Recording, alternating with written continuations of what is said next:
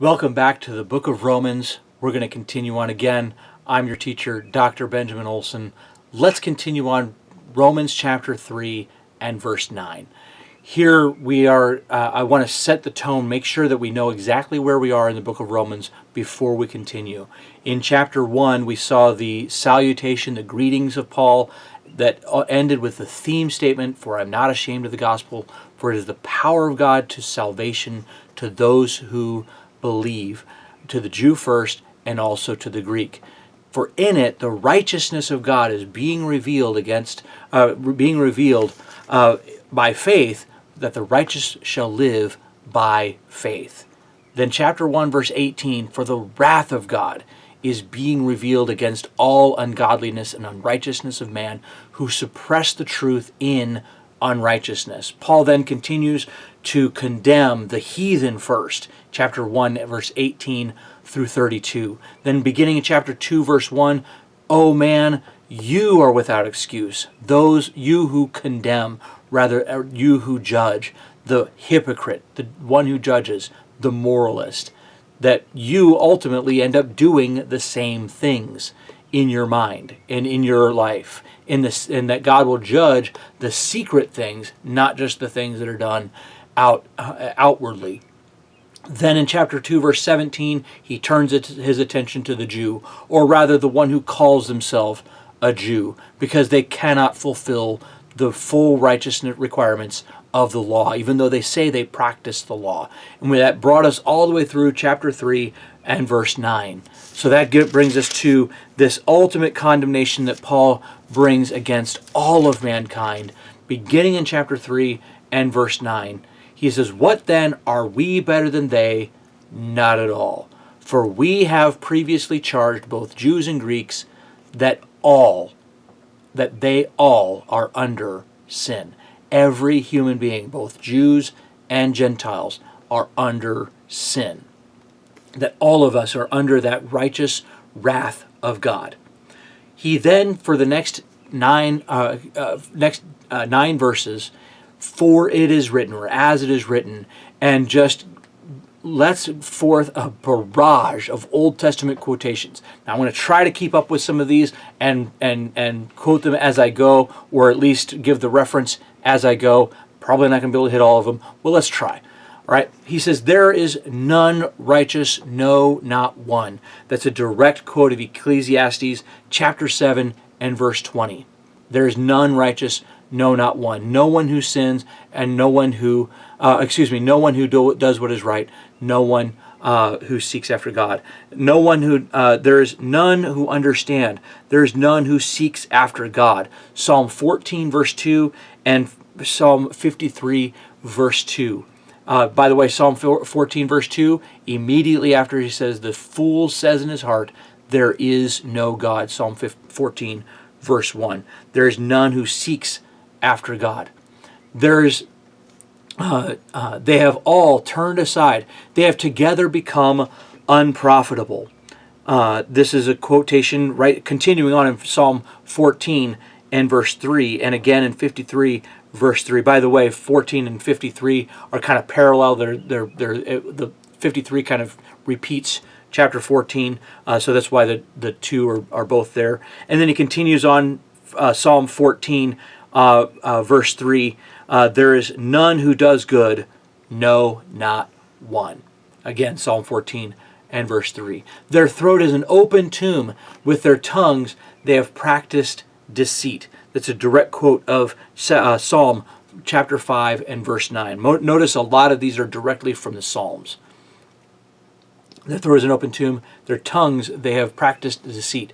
The poison of asps is on their lips." Psalm chapter 140 and verse 3. "Whose mouth is full of cursing and bitterness," from Psalm chapter 10 and verse 7. "Their feet are swift to shed blood," Isaiah chapter 59 verse 7a, and then skipping to 57c, "Destruction and misery are in their ways, and the way of peace they have not known," from Isaiah 59 verse 8. "There is no fear of God before their eyes," from Psalm 36 and verse 1. Each of these Old Testament quotations piling up against the Jew, up against the Gentile, that every single human being is under the wrath of God. Every single human being commits transgression and sin and has iniquity in his heart. And each one of these passages, and by the way, I want to point this out because it's something that we're going to hit on several times throughout the course of this study in the book of Romans, is Paul was an expert in Old Testament theology, in Old Testament scholarship. Paul never misquoted the Old Testament. And this is something that when we look back at each one of these, you can see that each one of these statements is fully in context. Now, this one's pretty easy because they're all basically saying the same thing, that all human beings are sinful, right? When it comes to later on, as Paul is quoting the Old Testament, there's a tendency in New Testament scholarship to try to force Paul's words into what we think Paul is trying to say in our theological understanding of the text. We're reading into it a certain system of theology, and when Paul quotes the Old Testament, we say, well, he obviously means this now, even though that then meant something different in the Hebrew or in the Old Testament. And I'm going to challenge that. I'm going to challenge that thinking, because that's where Calvinism really gets a lot of its wrong-headedness. And I mean strict Calvinism, not just simply the idea that God is sovereign in election. That's not an exclusively Calvinist idea, although a lot of times it gets boiled down to that terminology. But I'm talking about strict 5-point Calvinism, or perhaps even hyper-Calvinism, someone might refer to it as. Instead, Paul, when he quotes the Old Testament, does so every single time in context. That each one of these verses, if you go back, and I challenge you to do so, take a moment, open up this passage, open up these verses, and look at every one of these passages in context. In fact, all throughout the book of Romans, I challenge you to do that because it's a really good exercise. In fact, it's a really good exercise no matter what. Whenever you see an Old Testament quotation in the New Testament, go back to the Old Testament and ask yourself this major question. Was the New Testament author quoting this in context, or was he giving some new significance or new emphasis of that verse? What you'll find is that certain authors did certain things and other authors did other things. Not everybody treated the Old Testament the same way. Matthew, for instance, the gospel writer, he treats the Old Testament as a Jewish rabbi would.